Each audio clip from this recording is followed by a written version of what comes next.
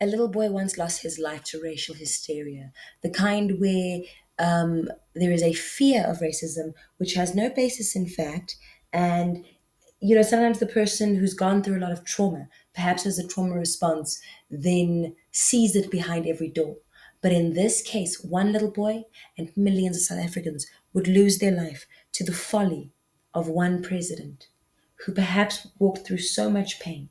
But guys, I hope that what you learned from this video is that if you don't deal with your trauma, the consequences could be devastating. Meantime, paranoia around race. Our president Mbeki, our second democratically elected president Mbeki, refused to believe that HIV causes AIDS. He believed that it was just a thing that white people made up about black people. He was coming from a spirit of fear. Now, guys, once again, please do not judge President Mbeki. That is not your place. If you don't know what South Africa and apartheid is, you have a lot to learn. There is a very real traumatic context to this. This is not about judging him, but it doesn't excuse what he did. Two things can be true. But if you are a trauma survivor in one way, I hope that this story will teach you something about the responsibility to heal yourself. The thing may not be your fault, but it absolutely is your responsibility because you can deeply hurt those around you and the ones for whom you are most responsible. Take it as a fable. Spirit of fear you want us to go into. And this little boy was asking, can you give ARVs? He died at 12. Can you please give ARVs to mothers dying of AIDS? His parents, his adopted mom, ran a house.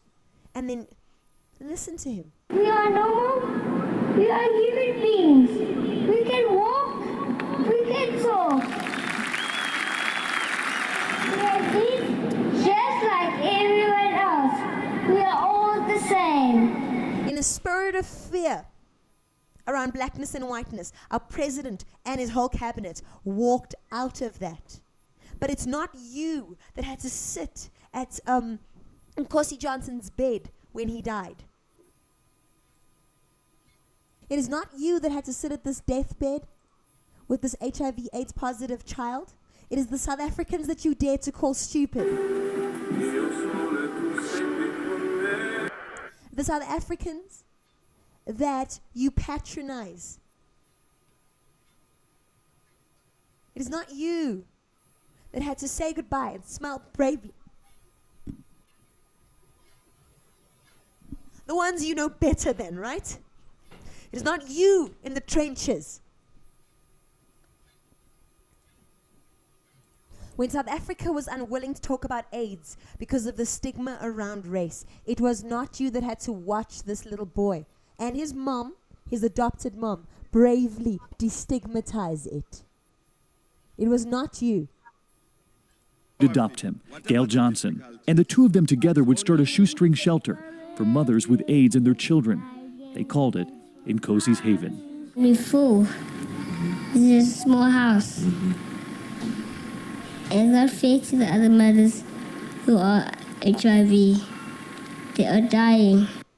The fear of racism lost the racial specter when it wasn't there, looking for demons behind every corner when they weren't there, cost this country millions of lives. Millions of lives. It is not you 14 years ago that had to be in those hospitals, that have to see those sores on the bodies of your family. And slowly we got there.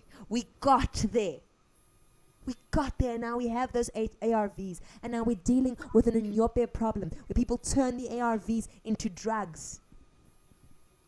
But we got there without your help and your expertise. Your sanctimonious bullshit. Forgive me. You want us to go into that?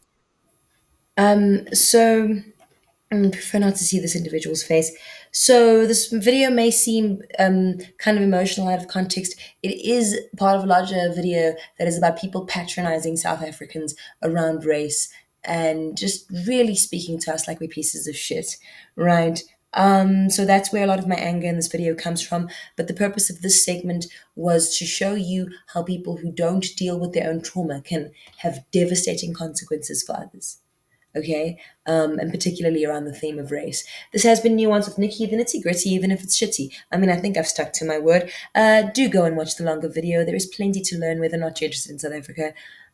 Or do what you want. I don't care. Ciao for now.